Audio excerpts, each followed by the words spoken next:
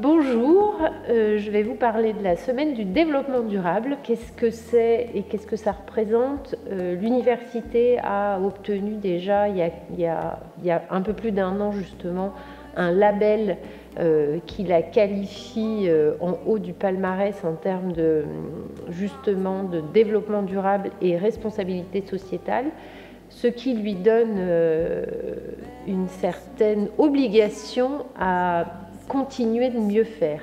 Et nous, au service culture, comme la question nous intéresse, on s'est dit en effet qu'on pouvait, en partant d'un spectacle qu'on avait pu repérer, imaginer de construire une proposition plus étoffée autour de ce spectacle. On avait donc décidé de proposer des ateliers, des expositions, une émission, une table ronde réunissant des chercheurs et en partenariat avec Radio Alpa, et puis différentes petites choses qu'on avait mis en place entre le service culture et aussi nos collègues du pôle CSTI, qui veut dire culture scientifique et technique, ici à l'université. Entre-temps, évidemment, nous nous sommes fait rattraper par un virus, mais nous avons absolument décidé de maintenir un certain nombre d'événements ou d'actions pour montrer quand même ce que nous aurions dû proposer au public et ce que nous avions prévu de faire. Donc on voulait vous faire un petit témoignage de notre deuxième édition de la Semaine du développement durable à l'université.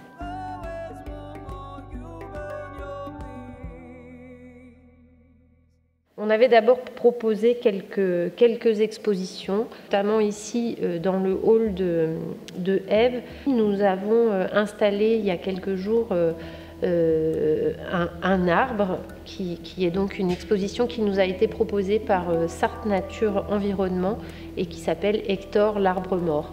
Un atelier d'ailleurs sera proposé en lien avec cette exposition.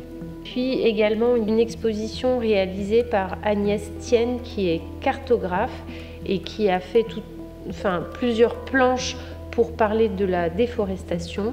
Et il se trouve que Agnès Thienne nous a été proposée dans ce programme plus général par Monsieur Paulin. Monsieur Paulin a proposé à Agnès Thienne une exposition d'un certain nombre de planches qui sont actuellement exposées à la Galerie L'Éphémère qui se situe au 59 Grande Rue dans le Vieux-Mans.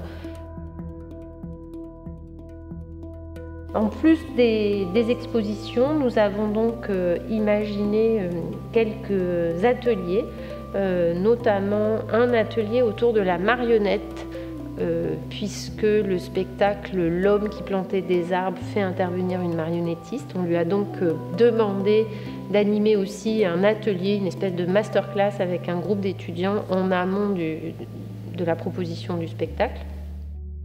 Et puis également un autre atelier animé par l'association Equana et qui parle de la fresque du climat, une espèce de jeu de cartes pour mieux nous faire réfléchir en fait sur les dangers actuels si nous ne changeons rien à nos manières de vivre et même de penser. Et donc en plus de cela, le spectacle L'homme qui plantait des arbres, qui est donc une adaptation de ce texte de Giono, proposé par le Théâtre des Turbulences, mis en scène par Stella Serfati, qui est également comédienne sur ce projet, et qu'on accueillera donc le jeudi 18 février, mais sous une forme un peu différente, ouverte aux étudiants qui sont inscrits dans notre UEO Regard du spectateur.